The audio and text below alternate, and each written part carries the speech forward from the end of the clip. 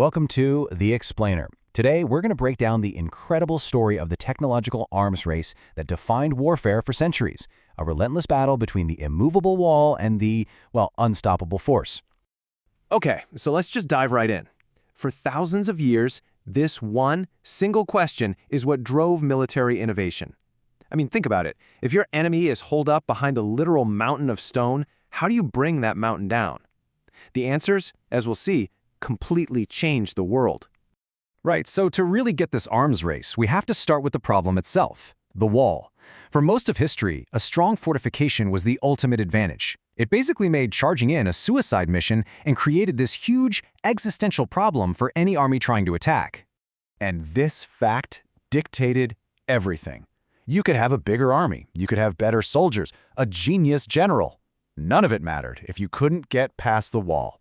Getting through, over, or around it was the whole game. So what did they do at first? Well, the early methods were pretty brutal and honestly not very effective. You could try to climb over with ladders, dangerous. You could try to smash the gate with a battering ram, slow. Or you could spend weeks, maybe months digging a tunnel to try and collapse a section from below. All of these were just so costly in lives and time, and against a good defense, they usually failed. They desperately needed a smarter, more powerful way. And that's when the first real revolution in siege warfare arrived.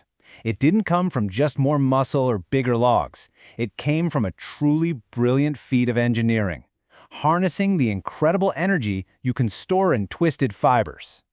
The Greeks were the ones who really mastered this idea first. They figured out that by twisting bundles of rope or even animal sinew, you could store a colossal amount of potential energy. It's kind of like winding up a giant rubber band, and when you let that go, it could launch things with a force no human could ever hope to match.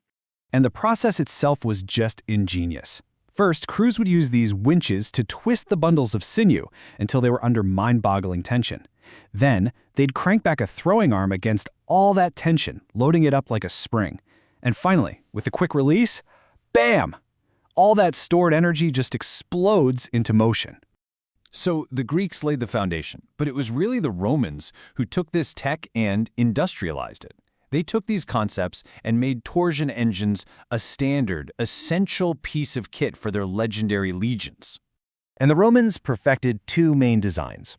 On one hand, you had the ballista, which was basically a giant, two-armed crossbow. It was great for precision shots, taking out key defenders on a wall or hitting a weak spot.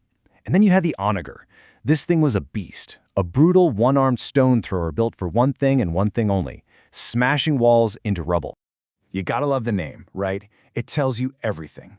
The onager was named after a wild donkey because of the wicked kick it had when it fired. It was raw, untamed power, and that kind of hints at its limitations too. So here's the catch. For all their power, these torsion engines were delicate. They were a nightmare to transport, and their power source, those animal sinew bundles, was super sensitive to moisture. Imagine your main weapon stops working because it got damp. Yeah, not great. They needed constant expert care, and that fragility left the door wide open for the next big thing. And that was the big engineering puzzle for centuries. Armies needed something bigger, more reliable, and just plain stronger than torsion engines. The answer, it turned out, wasn't in twisting ropes tighter. It was in looking up and harnessing the most fundamental force there is. The next leap forward was just a stroke of absolute genius.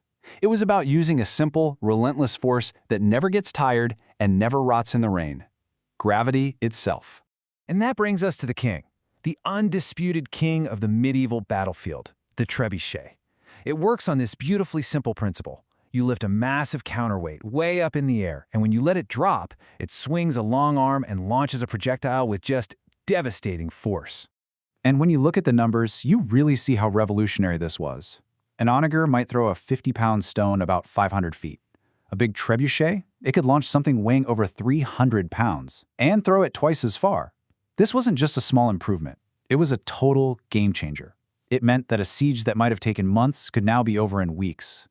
But of course, the trebuchet didn't end the story. It just escalated it. Its arrival kicked off the most intense phase of this arms race between the guys building the weapons and the guys building the walls. This timeline just shows the dynamic perfectly.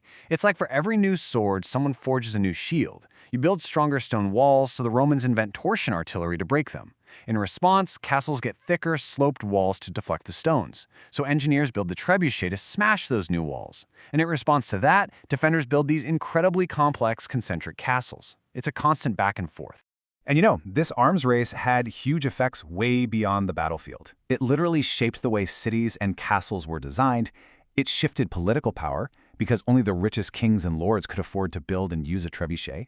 And can you just imagine being inside a besieged city? The psychological terror of a machine that could relentlessly pound your walls, day and night, it would have been immense.